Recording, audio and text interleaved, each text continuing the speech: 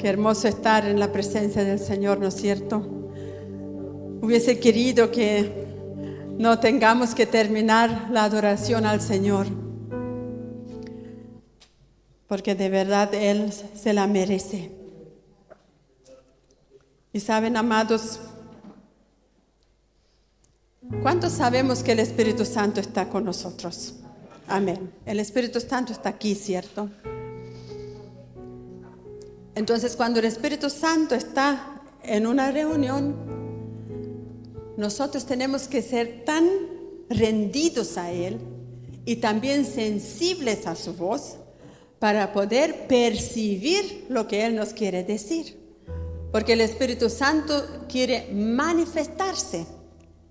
Una cosa es estar y lo otro es manifestarse.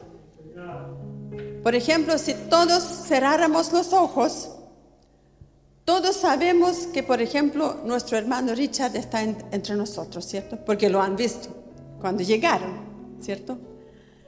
Y así también cuando estamos acá por fe, sabemos que el Espíritu Santo está aquí. Pero cuando, suponiendo que ustedes no lo han visto, pero sí piensan que estará aquí, cuando ustedes supieran que de verdad está, ¿qué tendría que suceder para que ustedes, que no han visto que el hermano Ricardo está con nosotros, qué tendría que suceder para que ustedes pudieran afirmar que está aquí? Verlo, pero al Espíritu Santo no lo podemos ver. Por eso dije cerrar los ojos. Pero ¿cómo usted sentiría a nuestro hermano? Escuchar su voz, o si de repente Él lo toca, sabría que está, ¿cierto? Podría decir, escuché su voz, Él me tocó, me dio la mano, está aquí. Así es con el Espíritu Santo. El Espíritu Santo siempre está, pero usted siente su toque, usted percibe su voz, su corazón se enciende, su cuerpo tiembla en la presencia del Señor. Hay muchas formas como el Espíritu Santo se manifiesta. Entonces, quería decir eso como introducción, ¿cierto? Porque una cosa es estar y la otra es manifestar su presencia. Entonces, cuando nosotros oramos que el Espíritu Santo manifieste, por favor, su presencia, a eso se refiere que el Espíritu Santo llene su corazón, toque su cuerpo en sanidad, en gozo, en fuego. De repente uno puede sentir hasta en la cabeza el toque suave de la mano del Señor. Entonces hay muchas formas como el Espíritu Santo se manifiesta. Por eso tenemos que llegar aquí orados y sensibles. Decir, Señor, haz conmigo como tú quieres. Porque, amados, un culto donde el Espíritu Santo está, pero no se puede manifestar. Porque nosotros vamos cantando a nuestro gusto. No sucedió en la mañana, pero estoy dando un ejemplo. O de repente escogemos cualquier mensaje y hablamos cualquier cosa. Total, todo esto es palabra del Señor. No es así. Aquí, tanto los músicos, nosotros los predicadores, el que dirige, todos estamos sujetos a lo que el Espíritu Santo vaya inspirando. No podemos hablar cualquier cosa, sino que hay que estar sensible y hablar lo que el Señor quiere. Amén. Así que ahora vamos a disponer nuestro oído espiritual a la palabra del Señor. Y los invito a abrir sus Biblias en el Evangelio de Juan. Y vamos a leer un pasaje de las Escrituras. Vamos a ir lento para que no se nos escape ninguna verdad, ¿les parece? Juan capítulo 8, vamos a leer a partir del versículo 31. Dijo entonces Jesús a los judíos que habían creído en Él: si vosotros permaneciereis en mi palabra, seréis verdaderamente mis discípulos, y conoceréis la verdad, y la verdad os hará libres.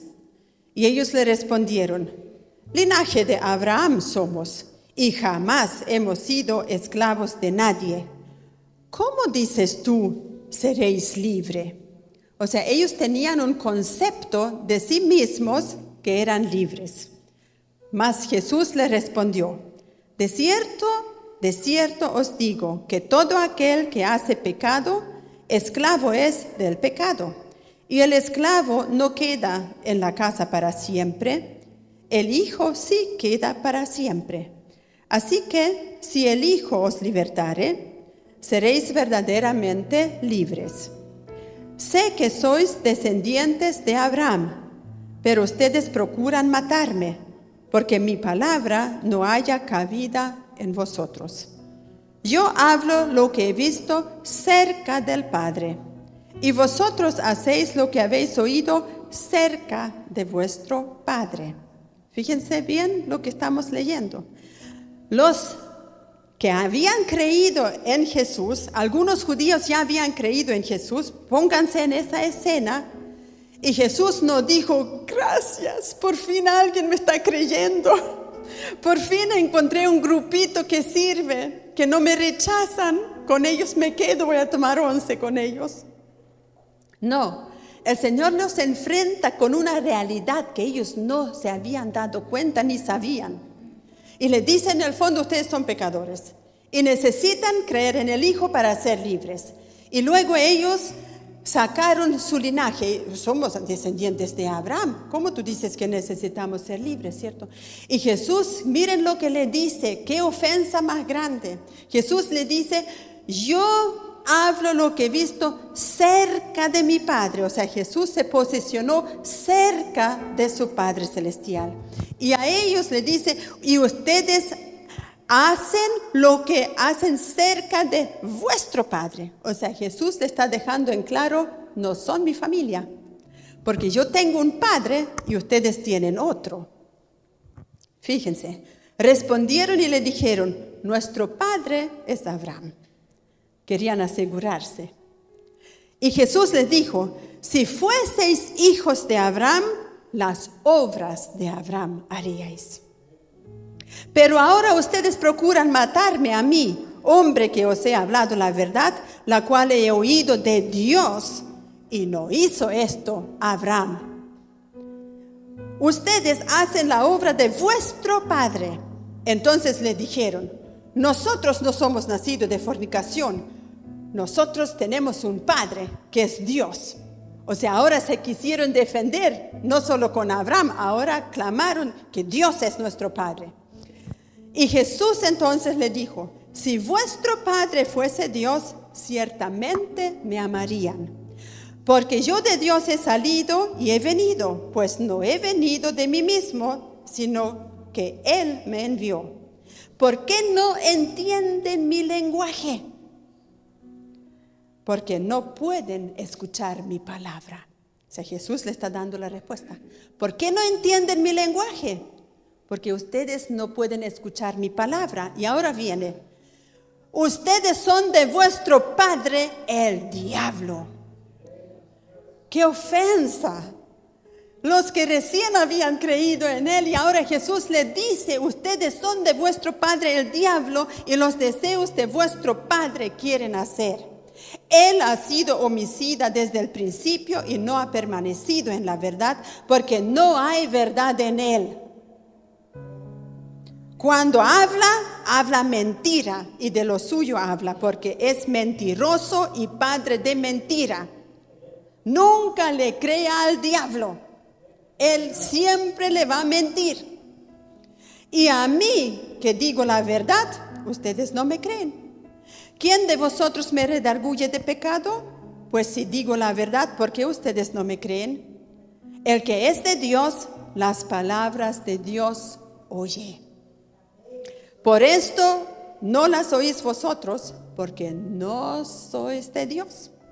Y respondieron entonces los judíos y le dijeron, ¿no decimos bien nosotros que tú tienes demonio? O sea, quisieron dar vuelta a la tortilla, como decir. Querían decirle en el fondo al Señor que Él le pertenece al otro. Pero no. Aquí el Señor está dando un ejemplo muy claro de quiénes son hijos de Dios y quiénes son hijos del diablo. Entonces, dentro de eso, quiero enfocarme en el versículo 39 hoy, en la parte segunda, donde dice, si fueseis hijos de Abraham, las obras de Abraham harías. Entonces, la primera pregunta es, ¿quiénes son los hijos de Abraham? Si ustedes recuerdan bien en Génesis, cuando Dios se le manifiesta a Abraham y lo llama, le dice, mira las estrellas del cielo. Y Abraham no tenía ningún hijo, ya era viejo con su mujer. Mira las estrellas del cielo, tantas estrellas, así va a ser tu descendencia. Mira la arena del mar, así como la arena del mar va a ser tu descendencia. Entonces, en Gálatas capítulo 3, el versículo 7 dice, sabed por tanto que los que son de fe, estos son hijos de Abraham. Los que son de fe, estos son hijos de Abraham, porque la Biblia dice en Génesis que Abraham, cuando se miró a sí mismo, ¿dudó o no dudó? No dudó, ¿cierto? No dudó. Por eso le fue contado por justicia. Y por eso él es el padre de la fe. Porque no dudó de la palabra que Dios le había dicho. No dudó. Entonces, en Romanos 4:16 dice, por tanto es por fe para que sea por gracia, a fin de que la promesa sea firme para toda su descendencia. ¿Qué le prometió Dios a Abraham? Le prometió una descendencia y le prometió, en ti serán bendecidos todas las familias de la tierra, ¿cierto? Y van a ser incontables. Y luego dice, para toda su descendencia, no solamente para la que es de la ley, sino también para la que es de la fe de Abraham, el cual es, ¿qué dice? Padre de todos nosotros. ¿Sabía usted que es un hijo de Abraham? Si no, entonces ahora lo sabe. Que nosotros todos somos hijos de Abraham por la fe. Como está escrito, yo te he puesto por padre de muchas gentes. Entonces necesitamos entender esto bien para luego entender lo demás. ¿A quiénes se refiere cuando la Biblia dice que la descendencia que es de la ley? Por eso traje estas dos banderas hoy. Y ahora las voy a desarmar.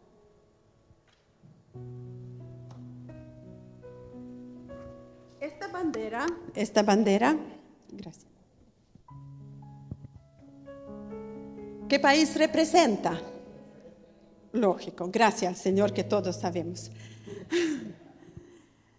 Esta bandera, que es Israel, representa los descendientes de Abraham según la ley, según la carne, según su hijo Isaac. Luego de Isaac vino Jacob, que fue constituido en su nombre Israel, ¿cierto? A todo eso, el país Israel cumple el próximo mes 75 años. Luego le voy a decir una cosita acerca de cuán bendición es. Entonces los de la ley, los descendientes de Abraham, son Israel. Pero luego decía aquí, sino también para la descendencia que es por la fe.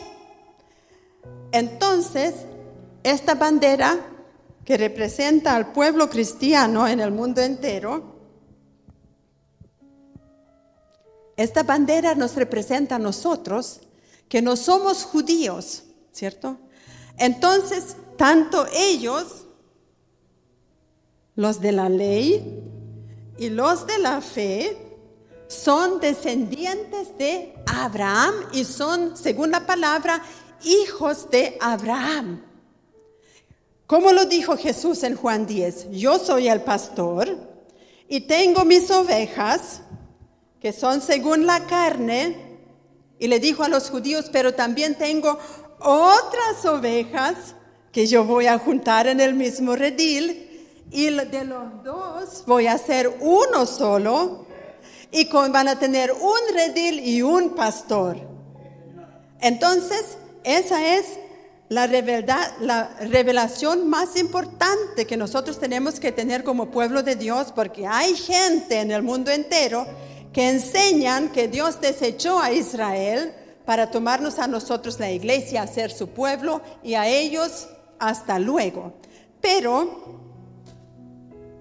la Biblia no dice eso. La Biblia dice que Dios va a mantener su pacto con el pueblo de Israel.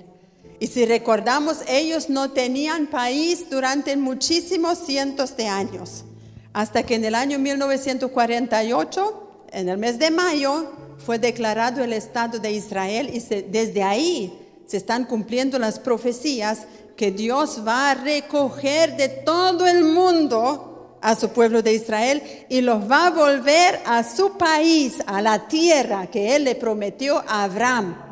Y por eso Israel está volviendo a su nación, a su país. Y para que vean el diablo cómo es, que queriendo siempre entorpecer el plan de Dios, apenas se declaró el Estado de Israel, al otro día ya tenían guerra con los árabes alrededor. Ya lo querían borrar del mapa apenas.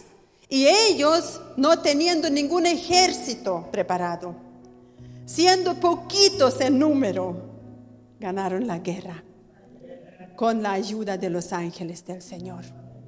Porque hay testimonios de los soldados que huyeron los árabes sin que no hubiera nadie, porque lo que ellos veían eran ejércitos y ejércitos no existentes en Israel. Pero Dios permitió que vieran ejército para huir, tal como sucedió en el Antiguo Testamento. Porque el Dios de ayer es el mismo de hoy. El Dios que defendió a Israel en esos tiempos milagrosamente y confundía constantemente a sus enemigos, es el mismo que confundió ahí a los árabes para que huyan. Y el Estado de Israel fue constituido y ya está cumpliendo 75 años, gloria al Señor. Entonces, sabed por tanto que los que son de la fe, aleluya, somos nosotros, la iglesia, son hijos de Abraham, no solamente hijos de Dios, sino hijos de Abraham. Ahora, ¿qué le dijo Jesús a los judíos? Si fuesen hijos de Abraham, las obras de Abraham harían. Entonces vamos a revisar nosotros en esta mañana cuáles son las obras de Abraham. Porque nosotros, si somos hijos de Abraham, tenemos que hacer lo que él hizo. Seguramente no escogí todo lo que hizo Abraham, porque tendríamos que dar un seminario, pero cortito vamos a ver unos puntos. Punto número 1. En primer lugar, en Génesis 12, versículo 1, Dios le dijo: vete de tu tierra y de tu parentela y de la casa de tu padre a la tierra que te mostraré. ¿Qué hizo Abraham? Al otro día sacó su familia, empacó sus cosas y partieron por fe.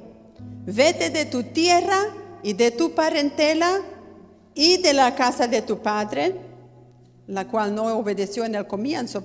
Por eso Dios tuvo que esperar que falleciera el padre antes de que pudieran seguir. A la tierra que te mostraré. Entonces, ¿qué tiene que ver eso con nosotros? A nosotros, cuando conocemos al Señor, cuando nos convertimos a Cristo, también Dios nos saca de nuestra familia. Nos rescata. Suponiendo que somos una familia todos de no cristianos, como era en el caso mío, que éramos todos luteranos por tradición religiosa, pero nadie había nacido de nuevo. Cuando Dios me llamó a mí, me sacó de mi familia y me trasladó del reino de las tinieblas al reino de la luz. O sea, hay un cambio. Eso es lo que le dijo Dios a Abraham. Hay un cambio de aquí para allá. Entonces, donde yo después me encuentro, era una nueva tierra espiritualmente hablando. Era una nueva criatura, alguien nacido de nuevo, con un nuevo reino. Entonces debe haber en la vida de los creyentes un momento donde nacieron de nuevo. Y hay muchos hoy en día que se congregan en algún templo, quizás por años, y no han nacido de nuevo nunca. Recién en la mañana conversamos con mi esposo. Creo que fue hace 4 años atrás, nos invitaron a dar un seminario en una iglesia de allá por el norte. Y tuvimos un seminario por un fin de semana y un hermano, el día domingo, dijo, yo necesito testificar. Llevo tantos años en la iglesia y hoy he nacido de nuevo. Recién hoy. Entonces eso pasa, porque la religión también ciega los ojos y no nos muestra el camino correcto que empieza con el nuevo nacimiento. Entonces el Señor nos saca de la parentela, nos saca de la casa de nuestro Padre, espiritualmente hablando, y nos lleva a una tierra nueva que es el reino de los cielos. Y ahí uno aprende a vivir según Dios. Así que Abraham tuvo que renunciar a toda su comodidad que tenía ahí y empezar un viaje. Entonces nosotros también, para ser un discípulo verdadero de Cristo, mis amados, ya que somos todos cristianos aquí, y algunos nunca han vivido en una familia no cristiana, pero les quiero decir, también tienen que renunciar a su familia. Para ser un discípulo hay que renunciar a la familia. No puede ser más importante el esposo, ni los hijos, ni los nietos, ni el tío, ni la abuela, ni el tatara no sé cuánto. Para ser un discípulo el Señor dijo bien claro, si no me amas a mí más que a estos, no puedes ser mi discípulo. O sea, el Señor es categórico. Si usted tiene que decidir entre, voy a poner unos ejemplos, entre pasar todo el día copuchando en la mesa con los tíos que llegaron de lejos y pierde su devocional con Dios, entonces está poniendo a Dios atrás. Si usted, en vez de venir al culto, en vez de servir al Señor en cualquier otro ámbito, va de cumpleaños en cumpleaños, también.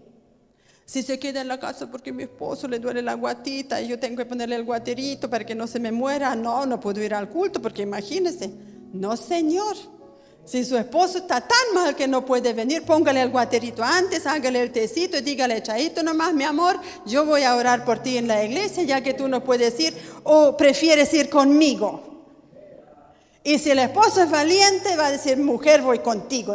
Y en el culto el Señor me va a sanar.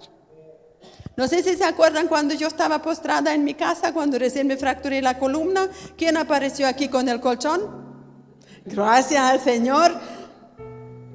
No me pienso quedar en la casa un par de metros, ¿cómo no voy a poder caminar? Claro, ¿se acuerdan que me puse ahí? Ejemplo les he dado. Para que usted sea valiente, no se quede en la casa, no ponga a su familia en primer lugar, mis amados. Para servir al Señor tenemos que ser radical. Y Abraham tuvo que aprender y ser radical. Se tuvo que ir, se llevó su papá, a pesar que Dios no le dijo que lo llevara. El Señor se lo llevó luego y ahí Abraham siguió su viaje. O sea, el punto número 1, obedecer al llamado de Dios. Y el apóstol Pedro, en su primera carta, capítulo 1, en el versículo 14, dice, como hijos obedientes, no se conformen a los deseos que antes tenían en vuestra ignorancia, sino como aquel que os llamó es santo, sed también vosotros santos en toda vuestra manera de vivir. O sea, Pedro está suponiendo, o sea, está dando por clarito que somos obedientes. Porque así dice, como hijos obedientes. O sea, ¿Dios puede tener hijos desobedientes? No debería, ¿cierto? No debería. Pero todos tenemos que ser honestos. En algún momento también desobedecemos. Pero ahí luego el Señor con mucho cariño viene y nos corrige. Y nos endereza. Hasta que aprendamos a santificarnos todos los días en todas las áreas de nuestra vida. Así que eso es lo que tenemos que vivir, la obediencia. En segundo lugar, salió Abraham en rescate de su sobrino Lot cuando hubieron una guerra, ¿cierto? Y llegaron unos reyes y se llevaron a todos los que vivían en Sodoma y en Gomorra, se los llevaron presos y dentro de ellos estaba Lot con su familia. Y cuando llega Abraham y se da cuenta, no dijo, bueno, mala suerte, nomás, ¿para qué se fue a vivir a Sodoma si ya se sabía que allá están todos medio al revés? Así nomás, que le llegue nomás la corrección del Señor.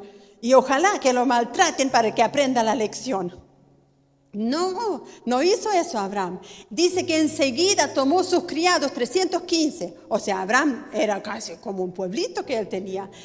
A veces uno piensa que era Abraham, Sara y un par de siervos. No, era mucha gente, que Abraham era riquísimo. Tenía 315 siervos, imagínense, más su esposa y sus hijos. Y a todo eso Abraham los alimentaba. Entonces tomó sus siervos y vamos. Y rescató a Lot. Y lo trajo de vuelta. ¿Qué hacemos nosotros con nuestros familiares? También nos ponemos ahí en la guerra, en la brecha, clamando por ellos, entregándole el mensaje, aun cuando no le guste. Si lo hemos hecho, gloria al Señor. Y si no lo hemos hecho, comiéncelo a hacer. Comiéncelo a hacer. Obviamente, cuando ya uno se da cuenta que como que de verdad no quieren nada, yo tengo ejemplo así en mi familia, y se empiezan a burlar de uno, entonces Jesús dijo, no le vamos a dar las perlas a los cerdos. A los cerdos no. Entonces solamente voy a orar cuando me acuerde, dice Pablo. No me voy a esclavizar de orar por los cerdos. Así de clarito. Pero hay que tener ese corazón sufriente por el familiar. Luego, ¿qué hizo Abraham? En Génesis 14, el versículo 18 al 20, cuando Abraham venía de vuelta de esa guerra, se encuentra con el sacerdote Melquisedec, rey de Salem, sacerdote del Dios Altísimo. Y el sacerdote sacó pan y vino y le bendijo, diciendo, bendito sea Abraham del Dios Altísimo, creador de los cielos y de la tierra. Y bendito sea el Dios Altísimo, que entregó tus enemigos en tu mano. Y le dio a Abraham los diezmos de todo. Aquí hubo un intercambio de cosas, ¿cierto? Abraham venía con todo el botín y se encuentra con el sacerdote del Dios Altísimo, que es prefigura de nuestro Señor Jesús. Lo explica la carta de los Hebreos, pero no lo vamos a profundizar eso hoy. Solamente vamos a ver esa acción. Entonces, el sacerdote, ¿qué le trajo a Abraham? Pan y vino. ¿Qué nos trajo el Señor Jesús cuando tomamos la cena del Señor? Nos ofrece pan y vino. Nos ofreció su cuerpo en el pan y su sangre purificadora en el vino. O sea, esto es una prefigura de lo que el Señor Jesús hizo por nosotros. ¿Y qué le entregó a Abraham? Le entregó los diezmos, ¿cierto? Ahora, alguna gente toma estos versículos para decir, no, pues si Abraham lo entregó una sola vez y nunca más, así que yo lo entrego una vez y nunca más. Pero ¿quién dijo que lo entregó una vez y nunca más? Nadie dice. ¿Y quién le enseñó a Abraham? ¿Se ha puesto a pensar un día? ¿Quién le enseñó a Abraham a diezmar? ¿Quién creen ustedes? Por supuesto el Señor.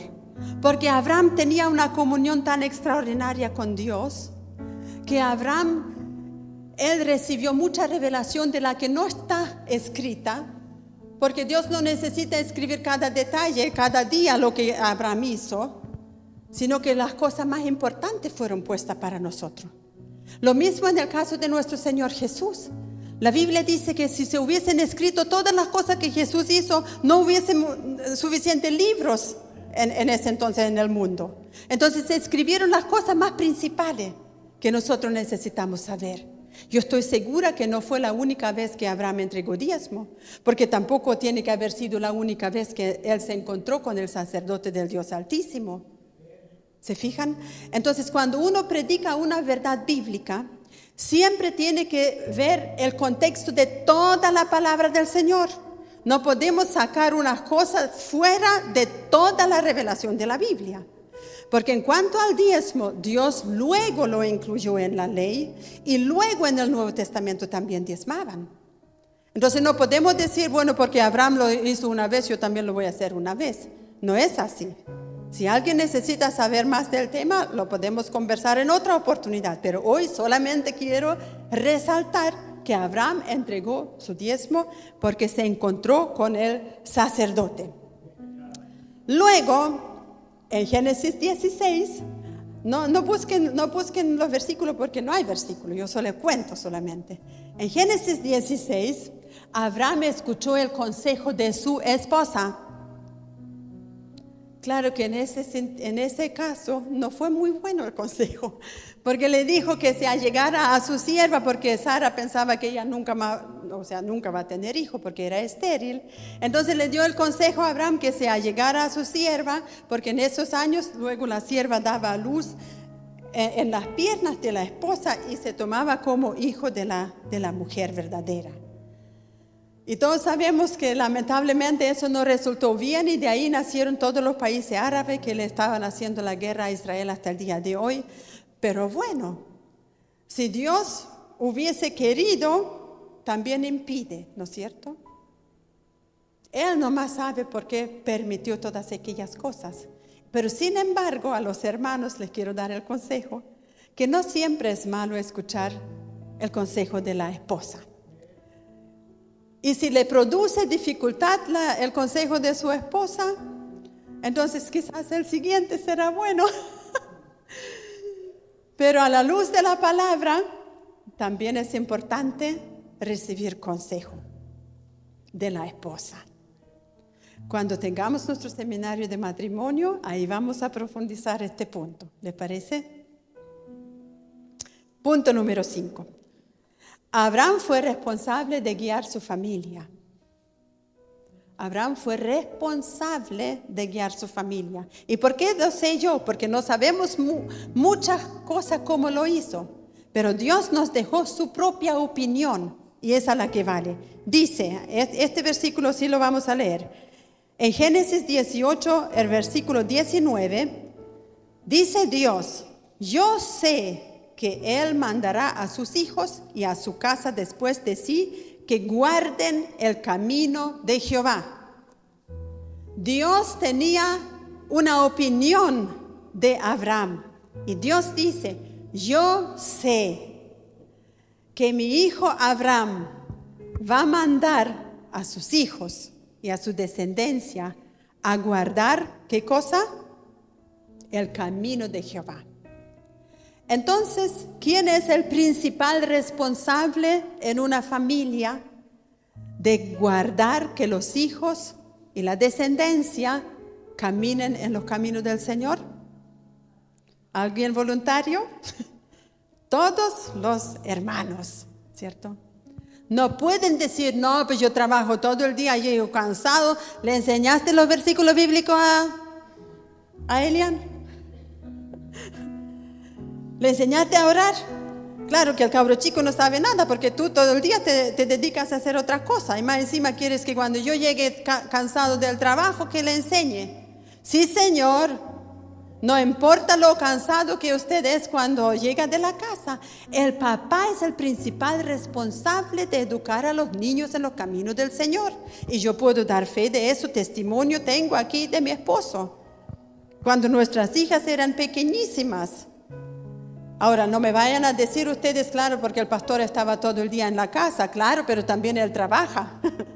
O sea, no porque es pastor y está todo el día en la casa, no hace nada. No, sí, toda la noche orando. Y luego en el día preparando.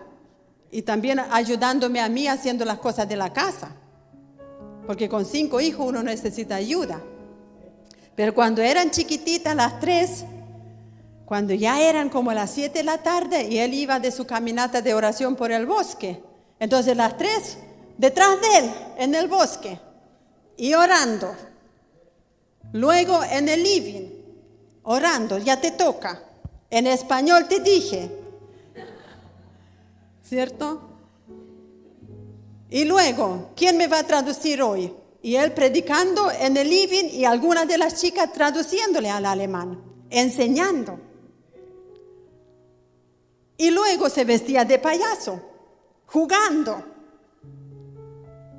Todas esas cosas son lo que los papás tienen que hacer.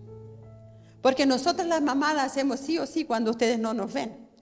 Porque eso es lo que Dios puso en nosotros. Ese don de mamá, el don de jugar, el don de lesear, el don de enseñar a cocinar y a conversar. Y todas esas cosas lo hacen las mujeres. Pero de las cosas de Dios principalmente se encargan los varones. No quiero decir que nosotras las mujeres no, nosotras también. Pero el papá no puede descansar en lo que hace la esposa. Y ejemplo le ha dado su padre Abraham. Así que Dios dice, yo sé que mandará a sus hijos. Fíjense, dijo mandará. Mandará. Eso quiere decir que les ordena. No, yo no quiero, dicen los niños. No, si tú vas a querer, siéntate. No, que llegó mi amiga, no importa, dile que venga luego, si tú siéntate primero. Eso hoy en día no se ve. Muy pocas veces. Por eso yo doy gracias al Señor por todos los matrimonios jóvenes y los futuros que están presentados acá, para que aprendan bien de un comienzo. Para que aprendan bien y lo practiquen y luego van a ser testimonio. ¿Qué más aprendemos de este punto? Que lo que más vale es la opinión de Dios, no la suya. Porque a veces uno se cree que lo está haciendo re bien, pero pregúntale a su esposa su opinión. Pregúntele al pastor o pregúntale a los que lo ven a diario. ¿Qué aprendió su hijo de usted? ¿Ve? Y nunca es tarde para cambiar. Para los hermanos más adultos, si su hijo ya tiene 30 y tantos años o 40, está casado, todavía tiene autoridad para enseñarle. Todavía. Recién cuando el Señor lo llame a su presencia, va a descansar de su sacerdocio familiar. No se puede meter en el matrimonio de su hijo, eso no, pero enseñarle la palabra del Señor sí. Luego, el punto número 6. Abraham era un adorador y un intercesor. Dos cosas muy, muy importantes. Era un adorador porque a cada rato dice la palabra en Génesis que él formaba un altar y adoraba a Dios. Ese punto solamente se lo nombro. Pero lo que más me interesa hoy es el intercesor. Cuando Abraham se encuentra con el Señor, ¿se acuerdan cuando el Señor lo visita con dos acompañantes? Y el Señor le dice, voy a ir a Sodoma y Gomorra, la voy a destruir, porque ya su pecado es demasiado. Entonces Abraham empezó a interceder por 50, Señor, por 45, por 30. Si hubieran 30 justos, si hubieran 20 justos, ¿perdonarías la ciudad? Y el Señor sí le perdonaría. Pero si hubiesen 15... Y Abraham intercediendo, mi Señor, no te enojes conmigo, si bajo todavía más el número. No te enojes conmigo, permíteme otra vez hablar. Un intercesor que no dijo, bueno, si no hay 50, Señor, bueno, me doy, entonces ya, entonces que se quemen, ¿qué le vamos a hacer? No, intercedió. Y finalmente el Señor igual tuvo que hacer lo que se propuso porque no halló, pero salvó a Lot. ¿Cierto? Entonces, cuando nosotros entendemos el poder de la intercesión, mis amados, no es Señor bendice a mi vecino, oro por él y listo. Interceder es ponerse ahí y clamar hasta cuando en su espíritu usted siente que ya Dios está de acuerdo, que ya Dios escuchó su oración, ¿cierto? Es un poquito más de trabajo.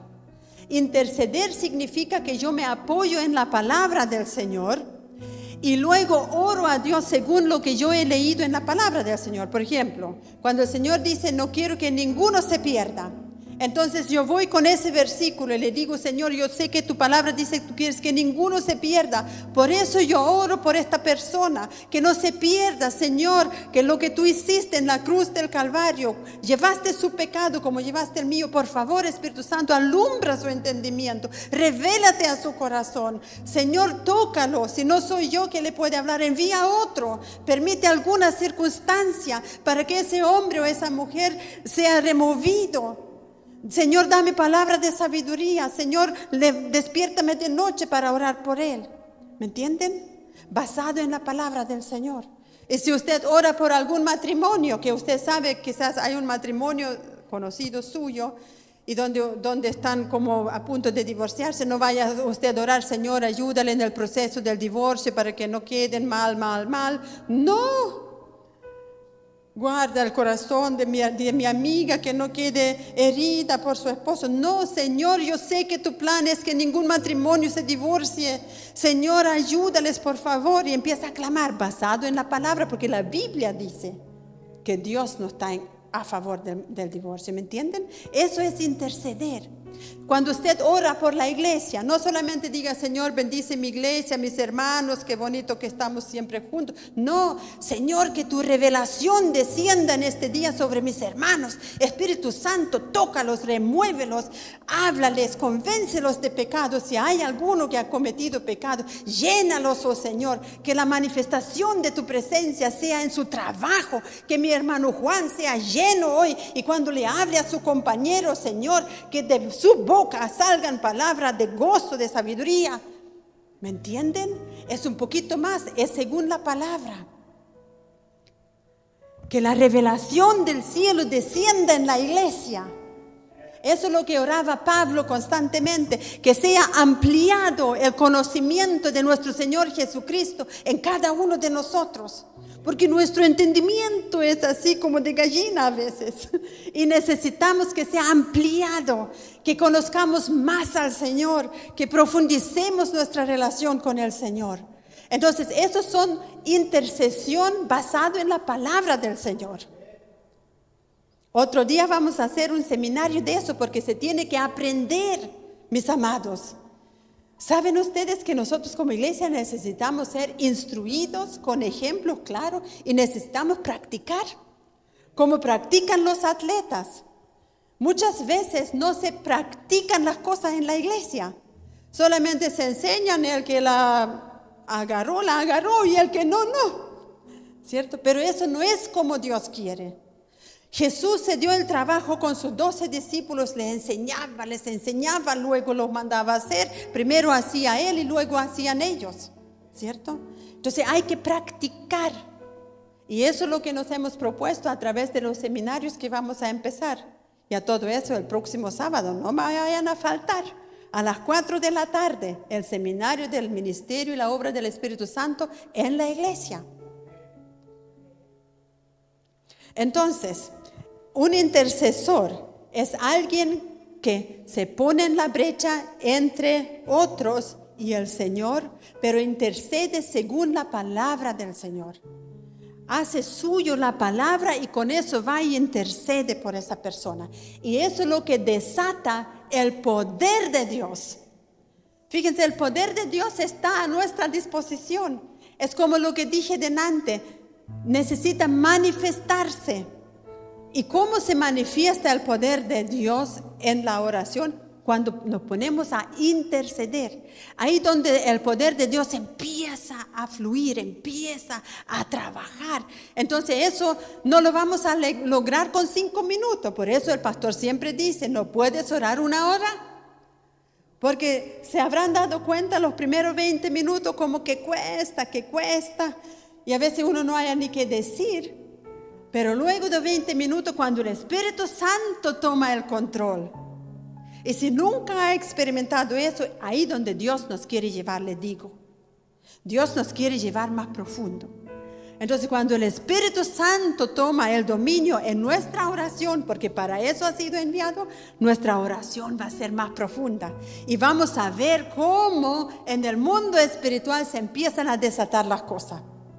Villarrica no vamos a impactar solamente porque ya fuimos una vez a cantar. No, Señor, eso fue solamente como intentar que somos capaces.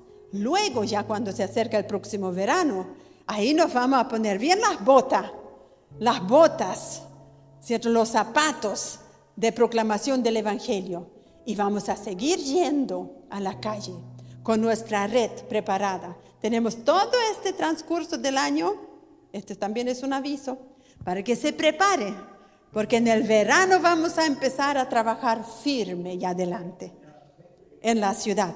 Entonces, no se olvide, era Abraham un adorador, pero también era un intercesor. Y la iglesia primitiva eran gente de intercesión. Eran gente de intercesión. Cuando tomaron a Pedro y a Juan, porque habían sanado al cojo, ¿cierto? ¿Se acuerdan? Tomaron a Pedro y a Juan y dijeron, ¿qué vamos a hacer con estos? No podemos meterlo a la cárcel porque hay demasiada gente, hay demasiados testigos, pero le vamos a amenazar. Así que llamaron a Pedro y a Juan al otro día y le dijeron, no queremos que nunca más hablen en el nombre de ese Jesús de Nazaret.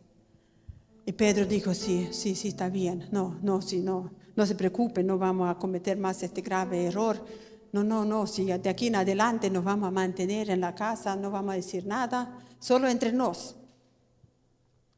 ¿Cierto que no fue así? No, Pedro dijo, bueno, juzguen ustedes. ¿Qué es menester? ¿Obedecer a ustedes que son simples hombres o obedecer a Dios? Y ya está clarito, vamos a obedecer a Dios. Y se fueron y se lo contaron a la iglesia. ¿Y cuál fue la reacción de la iglesia? Esa sí que me encanta. Miren, en Hechos 4, esa la vamos a leer porque necesitamos ver esto. Hechos 4,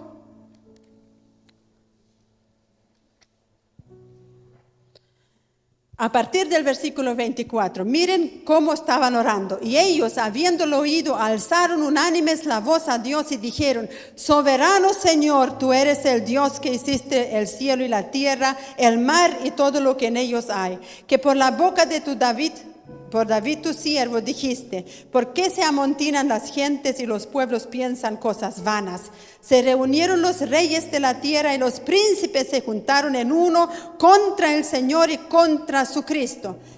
¿Se dan cuenta cuál palabra citaron? La palabra de Dios.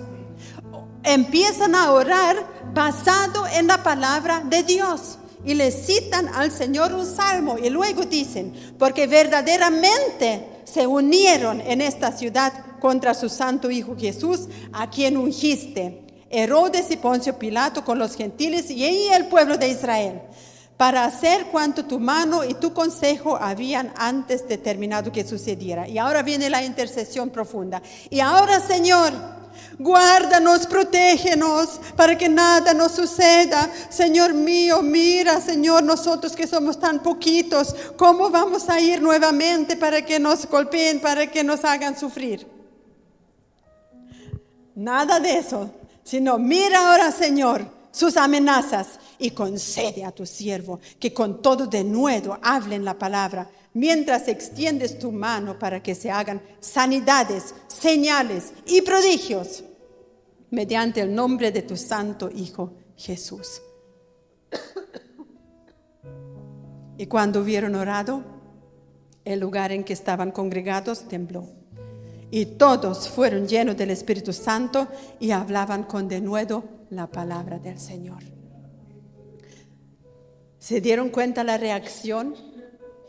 Ellos no tuvieron que decir, Espíritu Santo, desciende sobre nosotros. Espíritu Santo, guíanos. Espíritu Santo, llénanos. Danos entendimiento. ¿Qué vamos a hacer? No, ellos sabían lo que Dios dice en su palabra. Y ellos sabían que cuando proclaman la palabra de Dios, el Señor va a hacer señales, prodigios y milagros. Y mientras ellas estaban orando por esas cosas, las cosas de Dios, no las cosas de hombre, las cosas, el plan de Dios, la voluntad de Dios, mientras ellos oraban, Señor, dame valentía, dame palabra, y mientras tú extiendes tu mano Y mientras oraban, el Espíritu Santo solito llegó, solito se manifestó. ¿Y cómo se manifestó el Espíritu Santo? Dice, los llenó a todos. Los llenó a todos. ¿Y qué pasa cuando el Espíritu Santo nos llena a todos? Entonces estamos casi explotando de gozo, casi explotando de decisión de Dios. Estamos siendo removidos por dentro, estamos siendo llenos de la valentía de Dios. Y el primero que nos pillamos en la calle, a ese le voy a abrazar y le voy a hablar de Dios. Eso pasa cuando el Espíritu Santo nos llena. Entonces ellos no tuvieron que pedir que venga o que se manifieste. ¿Me entienden? A eso me refiero cuando digo interceder en combinación, en cooperación con el Espíritu Santo. Entonces, eso nos lleva a una manifestación de Dios. Y luego, claro, salieron todos a predicar y el Señor estaba con ellos. Y se veía que el Señor estaba con ellos. ¿Y por qué se veía? Bueno, porque se sanaban los enfermos, se convertían aquellos que no eran convertidos. Ellos enseñaban la palabra con denuedo. Así es la manifestación de Dios.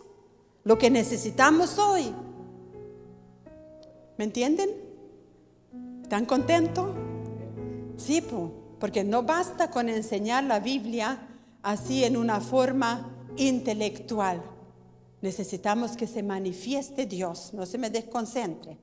Necesitamos que se manifieste Dios en los cultos, en su oración personal, en las casas. Amén. Entonces, ¿cuándo se va a manifestar el Señor? Cuando usted está orando basado en la palabra de Dios. Y espero que usted sienta en este momento la presencia del Señor hablándole, porque yo sí que la siento fuerte. Dios está aquí. Y Él quiere que usted lo manifieste en su casa y donde quiera que vaya en su trabajo. ¿Y cuándo se va a manifestar Dios? Cuando usted ore y cuando abra su boca. Delante el pastor oró, nosotros abrimos la boca y Él la llena. Él la llena. Así que nuestro padre Abraham era un intercesor. Y finalmente, en Génesis 22, el versículo 2, cuando Dios le mandó a que él entregara su hijo Isaac en ofrenda, Dios le dijo, toma ahora tu hijo, tu único Isaac, a quien amas, y vete a tierra de Moriah y ofrécelo ahí en holocausto sobre uno de los montes que yo te diré. Y Abraham se levantó muy de mañana y hizo lo que Dios le mandó. Y ya sabemos también que no fue necesario que él ofreciera a su hijo Isaac.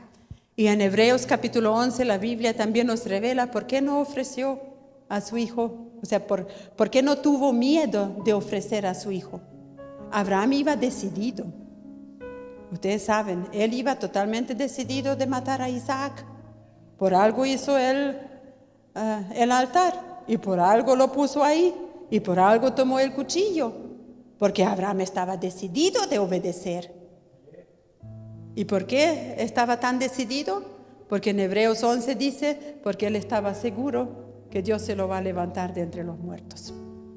Porque ya sabía Abraham de la promesa, que en Isaac le va a hacer descendencia.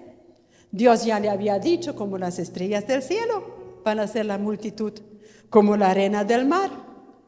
Entonces Abraham dijo, bueno, lo mato ahora y luego el Señor me lo devuelve. ¿Cuál es el problema? Tenía una fe extraordinaria, Abraham. Y a veces Dios a nosotros como que quiere estirarnos nuestra fe. Cree un poquito más, ¿cierto? Y con cada año que pasa, créele un poquito más, porque ya han visto la provisión de Dios, ya han entendido más la palabra del Señor, ya hemos avanzado, ya hemos visto las señales en sanidad. Entonces podemos creer un poquito más. Y cuando nuestra fe se aumenta, el poder de Dios se manifiesta cada vez más. Pero no solamente en las cosas hermosas tenemos que demostrar nuestra fe. También cuando Dios nos pide algo que para usted es valioso, también sea usted dispuesto a entregar.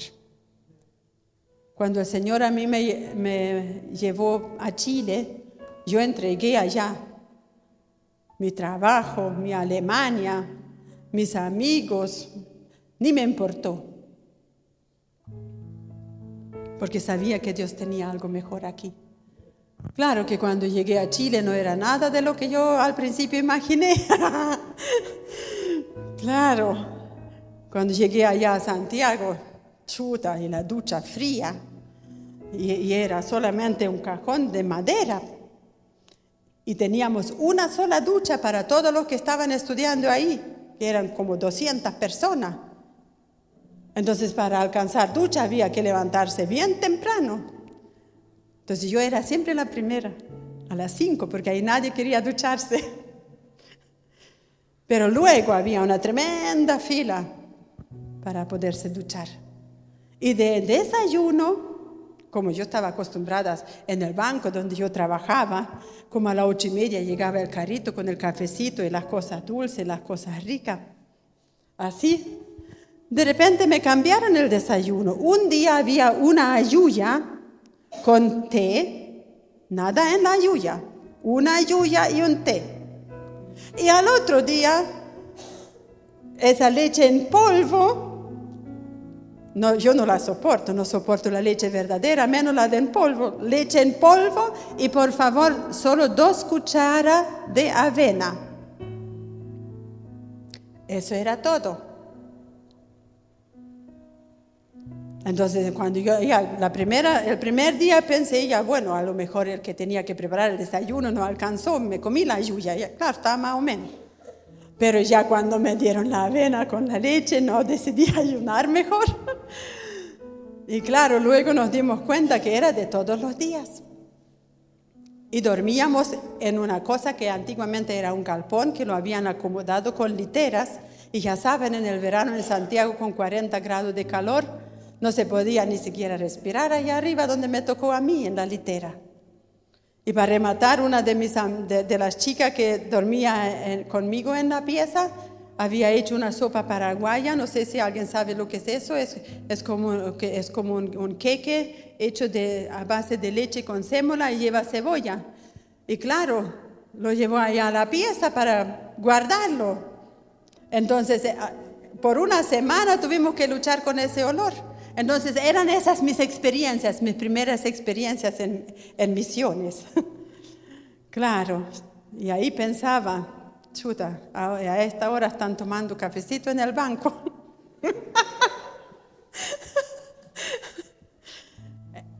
Pero se lo entregué al Señor, porque tenía fe que Dios tenía algo mayor para mí. Y gracias al Señor, ya llevo 31 años en Chile, casi, y no me arrepiento ni un solo día de haber dejado todo atrás. Entonces, cuando usted le pide algo, entrégale tal cosa, bendice con esta cosa que tanto tú quieres, regálasele a tal persona, hágalo. Hágalo, no retenga nada si el Señor le pide algo.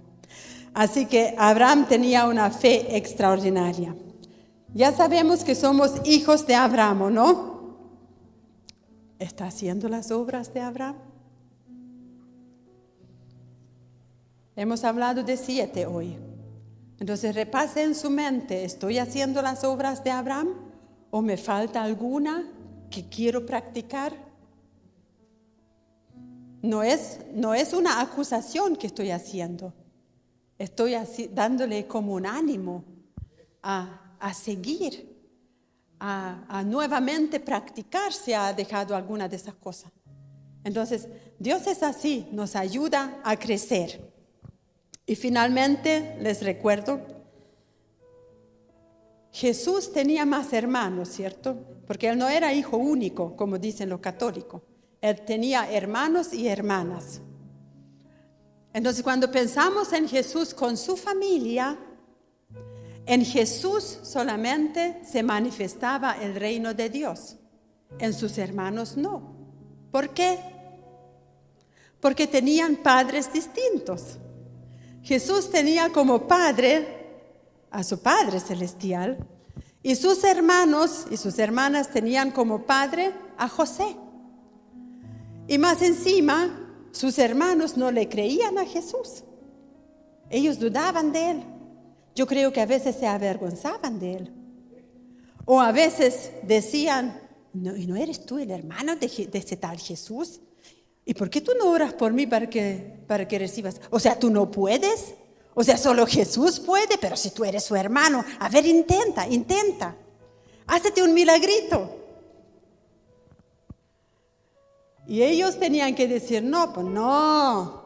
Y tenían que defenderse a lo mejor. Decir, no, pues si tú sabes que él es raro. No, yo no soy así, yo soy normal.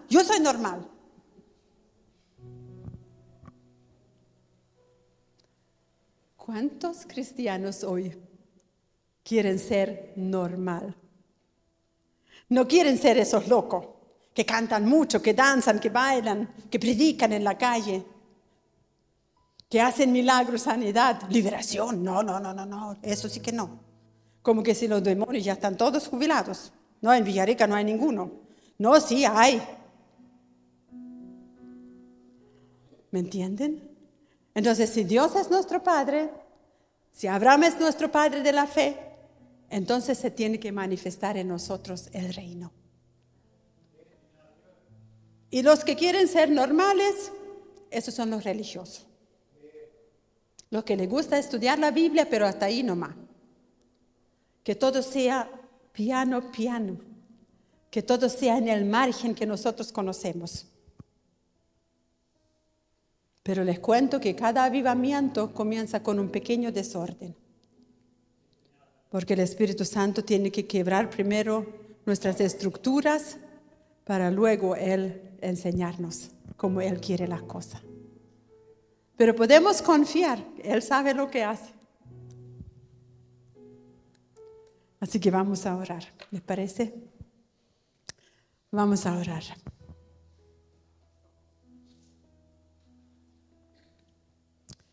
Señor, estamos agradecidos en esta mañana porque tú nos enseñas a través de tu palabra a ser hacedores, Señor, y no solamente oidores. Tu palabra dice que la fe sin obra es muerta. Y no queremos tener una fe muerta, Señor, sino que queremos seguir, en primer lugar, tu ejemplo, Jesús, pero también queremos imitar a nuestro Padre de la fe, Abraham. Tu palabra declara que todos los que son de fe son hijos de Abraham. Y los que son hijos de Abraham, las obras de Abraham hacen. Yo quiero decidir en esta mañana por mí de hacer las obras de Abraham, de practicar lo que Jesús practicó, porque Él practicó exactamente las mismas cosas y mucho más. Señor, gracias porque tú nos estás enseñando a ir más profundo contigo. Haz de nosotros, Señor, una iglesia de intercesión, una iglesia adoradora, Señor, una iglesia que ama tu presencia, una iglesia, Señor, donde tú te puedas manifestar con plena libertad. Señor, dótanos de ese poder extraordinario del cielo. Ayúdanos a proclamar tu palabra de verdad con mucho entusiasmo, Señor, y con dedicación. Ayúdanos a preocuparnos el uno por el otro, Señor. Amarnos verdaderamente, Señor, no solo de labios, sino de hechos. Gracias, Señor, porque tú estás con nosotros, en nosotros, y ayúdanos a poner por obra en esta semana que viene lo que hemos escuchado hoy, Señor. Gracias porque hasta aquí tú nos has ayudado y tú nos seguirás formando, nos seguirás enseñando, Señor. Oramos también por todas las iglesias en Villarrica donde se predica tu palabra de verdad. Que tú fortalezcas cada congregación, Señor. Bendecimos a cada pastor que ha sido llamado y puesto por ti, Señor, para que puedan predicar tu palabra con denuedo, con sabiduría. Y que en Villarrica, Señor, se levante un pueblo de Dios, un pueblo lleno del poder de tu Santo Espíritu, un pueblo entregado en tus manos, Señor, un pueblo que hace lo que tú quieres que hagamos. Gracias, Señor. Intercedemos por nuestra ciudad, porque sabemos que hay mucha gente que un día te conoció y se han apartado, Señor, por alguna y otra razón. Mas clamamos por ellos, Señor, para que tú en tu gran misericordia los traigas de vuelta. Bendecimos también a nuestros familiares en el nombre de Jesús, a nuestros hijos, nuestros nietos, aquellos que no te sirven plenamente, Señor, aquellos que todavía no han nacido de nuevo. Clamamos por ellos para que tu Espíritu Santo sea trayendo la verdad en sus corazones, Señor. Quita la venda de sus ojos. Reprendemos todo espíritu de incredulidad y de duda de nuestras familias y clamamos para que tu revelación, Señor, sea ampliada en nosotros y en nuestras familias. Señor, gracias te damos porque tú eres un Dios poderoso. Y quiero proclamar, Señor, la palabra que me lleva durante todo este año, que tú eres capaz de hacer mucho más de lo que nosotros pedimos y entendemos. Tú eres el Dios todopoderoso, Señor. Tú haces mucho más de lo que nosotros pedimos porque es en tu interés, Señor. Que tu reino venga a Villarrica, que tu reino se establezca en tus hijos, Señor. Que tu reino, Señor, que es gozo, paz y justicia en el Espíritu Santo, sea en nosotros. Tal como tú nos enseñaste en el Padre Nuestro. Venga tu reino, Señor, y hágase tu voluntad. Como en el cielo, así también en la tierra. Así en mí, en mi familia, Señor, y en mi iglesia. Gracias te damos, Señor. En el nombre de Jesús.